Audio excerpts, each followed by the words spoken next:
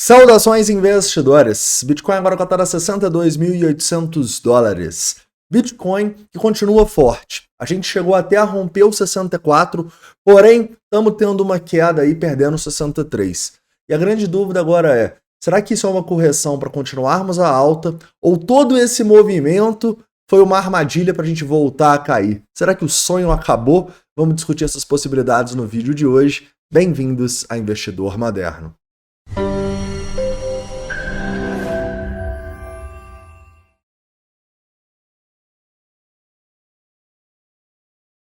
Investidores, antes de começar, eu gostaria de avisar vocês que esse final de semana eu vou soltar um vídeo falando de mais 6 altcoins que eu comprei nas últimas semanas e que, na minha opinião, ainda estão baratas, tá? Mas eu quero saber de você. Você prefere que eu poste esses vídeos um pouco diferentes no sábado ou no domingo? Coloca aqui nos comentários o que tiver mais, eu começo a fazer as postagens regulares desses vídeos um pouco diferentes, tá bom?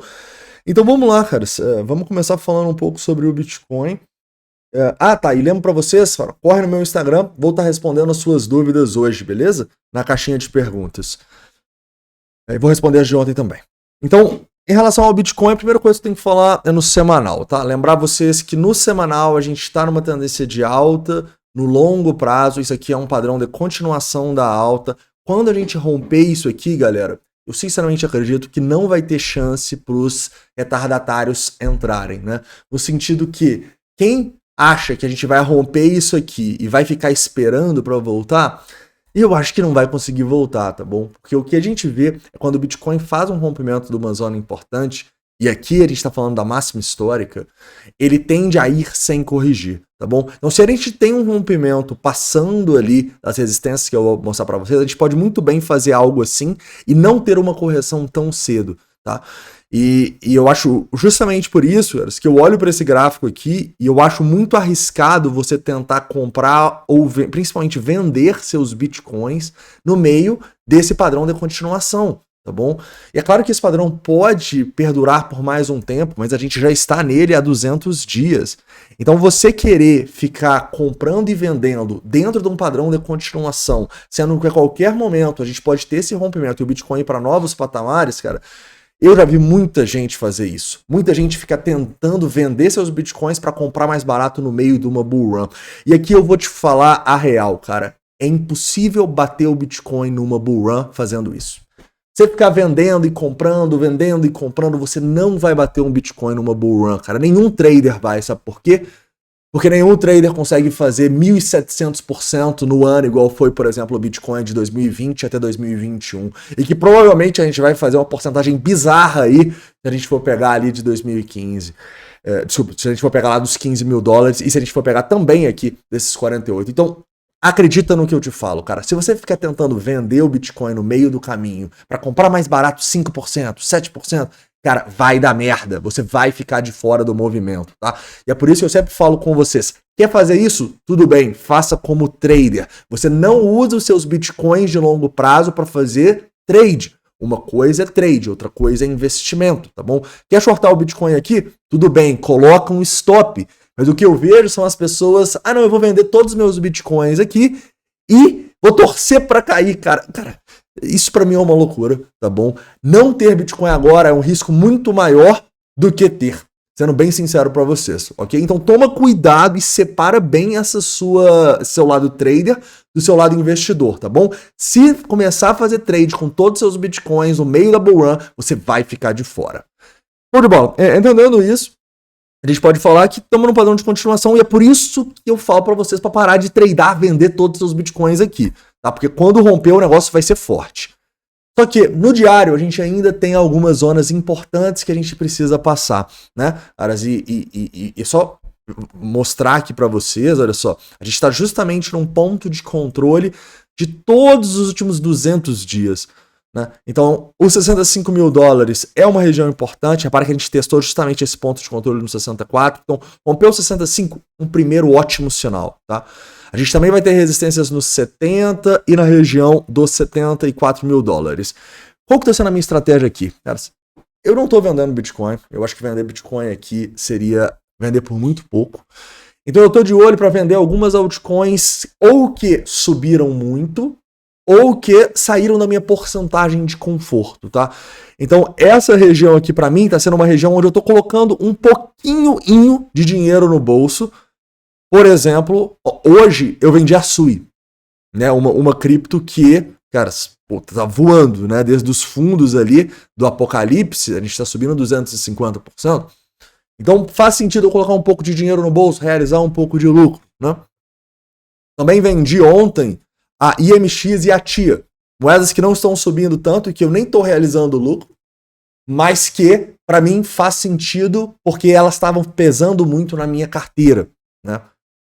Então eu acho que é importante você olhar para sua carteira agora e ver, cara, o que tá demais aqui? O que saiu da porcentagem que eu quero, né? Você quer ter 5%, suponha, em SUI e tá 15%, eu acho que faz sentido você fazer um rebalanceamentozinho, colocar um pouco de dinheiro no bolso. Eu acho que esse é o momento, entendeu? Fazer caixa, mas fazer pouco caixa. Não é para vender tudo e torcer para cair. Não. É só para fortalecer um pouco o seu caixa numa zona de resistência, tá? Então a minha ideia é fazer mais uma ou duas vendas de altcoins até essa região dos 65, né? E todo mundo me pergunta, Paulo, quando você vende as altcoins, você vende tudo? Não. A gente vende para voltar para a porcentagem de conforto. Então, se eu quero ter 1% em SUI, e essa alta fez eu ter 2%, eu vendo para voltar para 1%, entendeu? Entendendo isso? Então, até os 65 eu devo fazer mais uma ou duas vendas de altcoins. Passou dos 65, cara, segura a mão igual a gente segurou e não vendeu nada até esses 63 ali. No 70 a gente cogita mais alguma venda, tá bom? No Bitcoin, muito difícil. Teria que ter muita euforia, muita compra ao mercado, eu acho improvável, tá bom? No 70 a gente deve olhar para mais algumas altcoins de venda e na máxima histórica. Na máxima histórica talvez a gente cogite alguma coisa de venda no Bitcoin, tá? Então são 3 zonas que eu entendo que são resistências e que eu vou usar para fortalecer um pouquinho o meu caixa, beleza? Assim como a gente vai ficar de olho nos indicadores, né? Pô, a gente tá em neutro aqui ainda, a gente pode ir pra ganância a qualquer momento. Não que isso vai mudar muita coisa. O principal para mim é a gente olhar se tem muita gente comprando. Se eu começar a ver o Bitcoin no 65 com muita compra, eu vou vender mais coisas. Se eu começar a ver ele no 74 com a maior compra da história, eu vou vender Bitcoin pra cacete, beleza? Então, entenda que a nossa estratégia, ela não tem como eu prever o futuro e falar, vou vender meus Bitcoins do 74 no 100, no 150 ou nos 200. Não, a gente vende quando a gente tem os gatilhos para tal, quando tá todo mundo comprando, quando tá todo mundo eufórico, tá bom? Eu acho que é uma maneira muito mais eficiente de você fazer suas vendas e suas compras, para você não pegar um viés e querer que o preço chegue a algum ponto para você vender, ou querer que ele chegue a algum ponto para você comprar, uma dos 12K que o diga, né? Então, pensa em analisar os indicadores no dia a dia para você tomar suas decisões. Não você pré-estabelecer onde você quer tomar suas decisões, beleza? Eu acho importante você ter os gatilhos para tal. Show de bola. Entendendo isso, como eu disse, uma zona de realização de lucros pontuais. No curto prazo aqui, cara, você está tendo uma correção do movimento completamente natural, né, cara? Pô, a gente tá subindo ali desde os 59 sem correção. E nesse momento eu tenho duas perspectivas aqui. A primeira seria uma perspectiva de investimento. Uma perspectiva de investimento traçaria o FIBO lá dos 52.500 e vejo que, caso o preço voltar abaixo dos 60 mil dólares, eu provavelmente estarei olhando para compras de longo prazo, tá bom? Possivelmente uma nova gema que a gente não entrou e quer entrar, ou para fortalecer alguma posição que estruturalmente a nossa carteira está com menos do que a gente gostaria. Então, abaixo dos 60 mil dólares, para mim, seria uma oportunidade de investimento, tá bom? Sendo que, se a gente chega ali nos 62 e tal, você pode ter oportunidades de day trades aqui. Vou fazer esses day trades? Não sei, eu acho que vai depender muito como o preço voltar aqui. Mas eu acho que o risco é grande, sabe? Porque, como eu mostrei para vocês, a gente está numa resistência grande no diário. Então, eu acho que eu vou dar um pouco mais de foco nos investimentos e um pouco mais de foco em trades mais longos, tá? Então, particularmente, cara, eu não faria muita coisa nesse curto prazo aqui não, tá? Então, eu não estaria, pô, vou comprar Bitcoin aqui no 62.200, vou fazer um long aqui.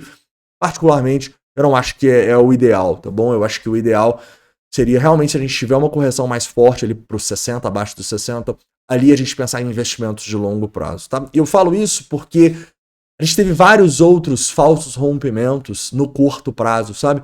Então, vir de novo aqui e tentar entrar num rompimento, igual, por exemplo, foi aqui, cara, eu não vou fazer, tá? Eu acho que de maneira bem clara, o longo prazo continua apontando para cima, mas o curto prazo, ele tá muito confuso. O curto prazo, apesar das melhoras que eu vou mostrar para você agora, ele denota pra gente cautela, né? É como se, beleza, o curto prazo tá bonito, mas eu tô batendo num teto de resistência importante do médio prazo. Me entende? Então, se eu tenho uma resistência no diário, bem agora, cara, eu não vou querer fazer um trade no 4 horas, numa hora, nesse curto prazo. Entende? Então eu acho que faz sentido ser um pouco mais cauteloso nesse momento, realizar alguns lucros e aguardar para caso a gente vá abaixo dos 60 e a turma do Apocalipse volte, a gente olhar para compras de investimento. Beleza? Show de bola. Entendendo isso e falando sobre o sentimento tá muito bonito, tá? A gente, de maneira muito clara, tá vendo os indicadores bem legais. E o que eu gosto aqui, caras, é que a gente tá vendo um aumento de Open Interest. É um aumento gigantesco? Não. Tá? Eu gostaria de um aumento maior para a gente olhar e falar, parece um rompimento confirmado no diário.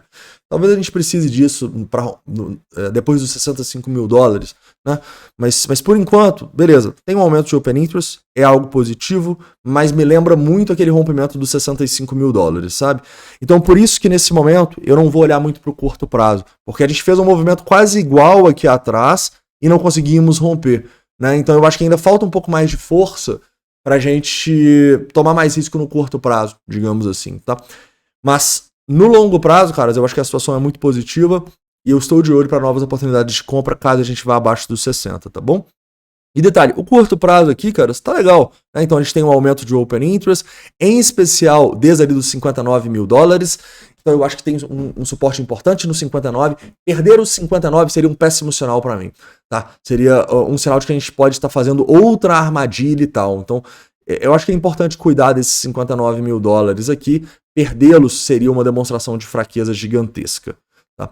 Cuidado com eles. E, ao mesmo tempo, romper o 65 é o que a gente quer ver. Seria um rompimento, assim, para levar a gente para outros patamares. Mas então a gente tem um rompimento confirmado no curto prazo, tá? Mesmo eu falando com você que no longo prazo a gente tem essa resistência, no curto prazo está confirmado o rompimento. E o que a gente está fazendo aqui nesse momento, para mim, é dando uma balanceada aqui, né? A gente teve muita compra a mercado, agora a gente está tendo muita venda a mercado. Então, é sempre assim, né, cara? Quando a turma emociona, compra muito, depois vem, a turma emociona pro outro lado e vende muito. Então eu acho que essa correção está sendo completamente saudável ainda e para mim vai se manter saudável enquanto a gente estiver acima dos 59 mil dólares. Perder os 59 mil dólares seria um péssimo sinal, beleza?